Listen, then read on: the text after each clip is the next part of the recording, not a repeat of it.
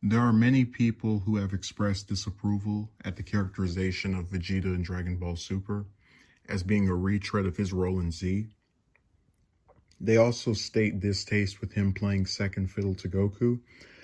I would be inclined to agree, but one has to truly understand the slow decline of the character to understand how this didn't begin with Super or GT, but has been in place for the last 20 years before either of those aforementioned series existed. In the Saiyan saga, Vegeta was the strongest character, even with all of the power-ups and gains made by the cast. Despite only killing one person, that being Nappa, who had killed several by the time of his own death, he was still intimidating and depicted as an imposing force that took the entirety of Earth's special forces to defeat. In the Frieza saga, despite being shown to be inferior in power to some of the Frieza Force members and Frieza himself, he still performed very well as a fighter, killing Kui, Dodoria, Apul, Zarbon, Goldo, Berta, Raccoon, and Jace. That's not even counting the Namekian villagers that he slaughtered. A lot of people don't seem to understand how unique that was. I can't think of a single Dragon Ball arc between all four shows, 5 if you count Heroes, where any character who is not the main villain or Goku kills more than 3 people. And this was in addition to him being a regular character throughout the arc, with motives independent to the protagonist and Frieza until his death.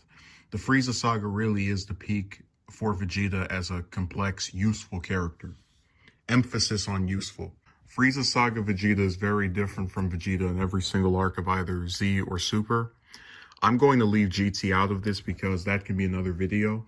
But notice that the Frieza saga is the only arc in all of Z and Super that Vegeta does not use a transformation in.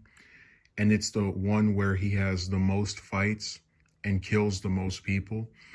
And the reason for this is because after the Cell saga, transformations, unless they're obtained by Goku, are a way for a writer to trick the viewer into thinking another character might save the day. This was the case with Ultimate Gohan, Super Saiyan 3 Gotenks, and Vegito in the Buu saga. Vegeta's slightly different because he's had sustained focus throughout all of Super, but this trope only more excessively applies to him as a result of that. It's a repeated writing form to hype the viewers while ultimately disappointing them until they accept this as the status quo. Think about Super Vegeta in the Cell saga, this new form that easily defeats second form Cell. Because Toriyama didn't want Vegeta to kill Cell and had written himself into a hole, he has Vegeta agree to let Cell obtain his perfect form, which leads to his defeat and makes his new transformation not enough to get the job done by beating the main villain. Think about Majin Vegeta, the new form that fought Buu.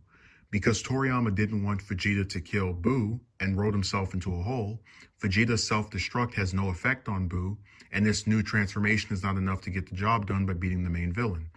And there are many people who like Vegeta's self-destruct because it fits into his character development, but as far as the story is concerned, it only succeeded in removing him from the Buu saga for almost 30 episodes. So outside of killing Android 19 and Pui Pui, the least important android and member of Babidi's group, Vegeta in Z post the Frieza saga has a set role of defeating the occasional sub-boss and getting smashed by the main villain while wearing a sparkly new glittery transformation to deceive the viewers into thinking he can pull off a win against the main threat. And I'm beginning with Z because there is a contingent of people who think that fans of Z are blinded by nostalgia when they criticize something about Super. You can't be upset with this in Super because it was in Z and you didn't get upset. I'm well aware of the bad writing that has taken place with Vegeta and his character since the Frieza saga ended. Before addressing the newest repeat of this pattern, I'm going to briefly recount Vegeta's record in the anime of Dragon Ball Super. In Battle of Gods, an enraged Vegeta is briefly strong enough to fight Beerus after Bulma gets slapped, and after his defeat, is then reduced to powering up Goku for the Super Saiyan God form. In Resurrection F, Vegeta has obtained Super Saiyan God Super Saiyan and is defeating Frieza in combat before the latter blows up Earth and kills Vegeta in the process. In the Universe 6 tournament, Vegeta defeats the majority of the Universe 6 team until being defeated by Hit.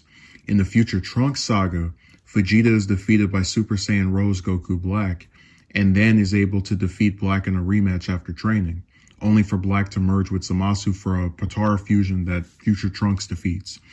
In a Tournament of Power, Vegeta gets some eliminations and a new transformation in the form of Super Saiyan God SS Evolved before defeating Toppo and being eliminated by Jiren. In all of Dragon Ball Super, Vegeta has so far obtained 3 new forms: Super Saiyan God, Super Saiyan God Super Saiyan, and Super Saiyan God SS Evolved. And among these 3 forms, they have all proven ineffective in defeating either Beerus, Frieza, Hit, Goku Black, or Jiren, the main antagonists of the 5 arcs of the Super Anime. What good is a transformation if its level of power does not allow for the character to resolve the current conflict?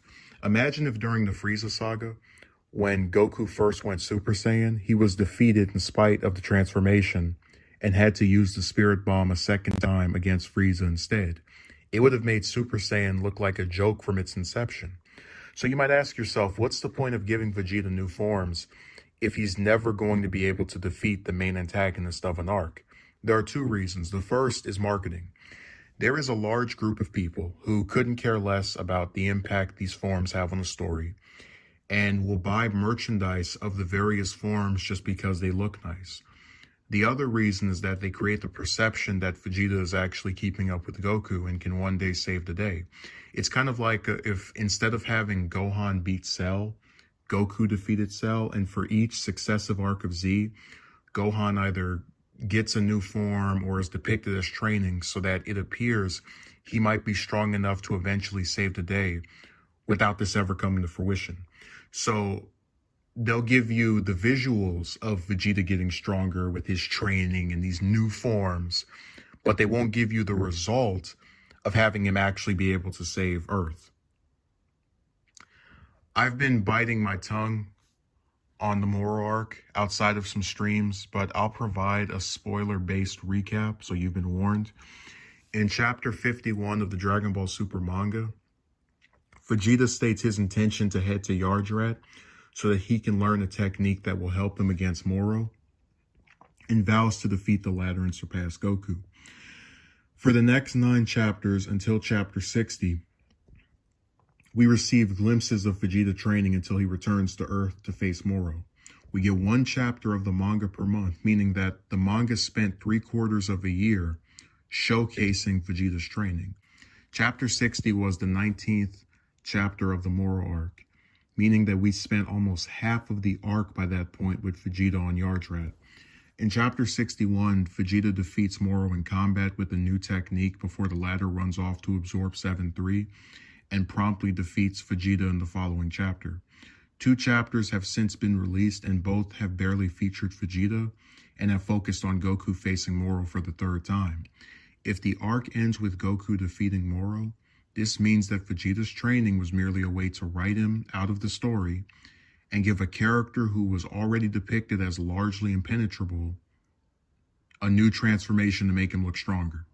And this greatly upsets me because we spent almost an entire year watching Vegeta train in what was a unique way just for him to get smashed.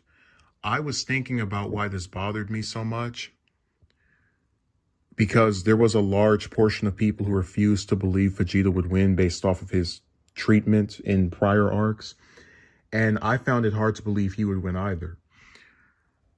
Throughout the Super anime, we barely saw Vegeta train except for an episode or 2 per arc. With the Moro arc, we spent most of a year with him, serving as a consistent B-plot for the chapters, just for him to show up and have a moment before getting shoved into the background for what looks to be the remainder of the arc.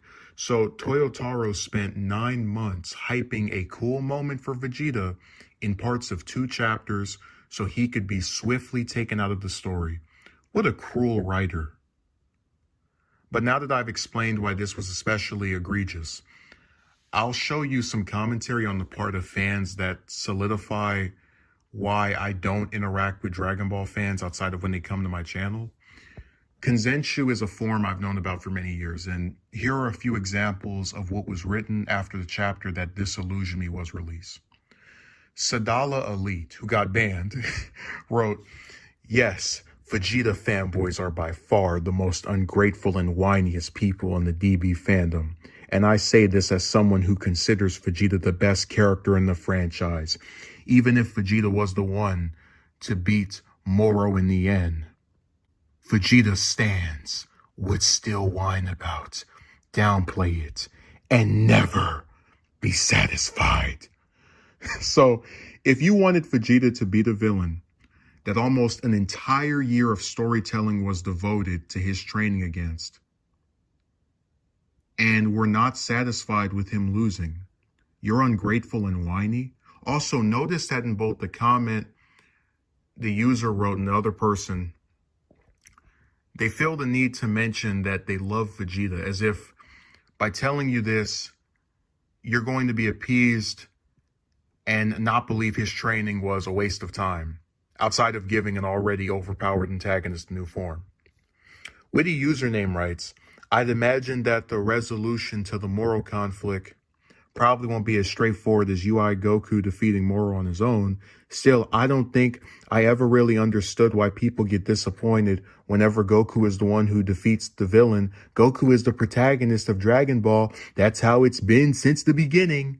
God forbid someone who's not the quote-unquote main character win, or that they do something different." Another user wrote about their distaste with the chapter where Vegeta loses and opined that he would have a much-deserved win. TKA replied, "No character deserves anything. They are tools through which a story's themes are conveyed. How often must this be said here?" The term Mary Sue has been used to describe characters who audience members believe are not deserving of either the skills that they have or seem to have no flaws. So if a character has perfect aim but is never said to have practiced shooting, one might have the opinion that this character doesn't deserve to have such great aim.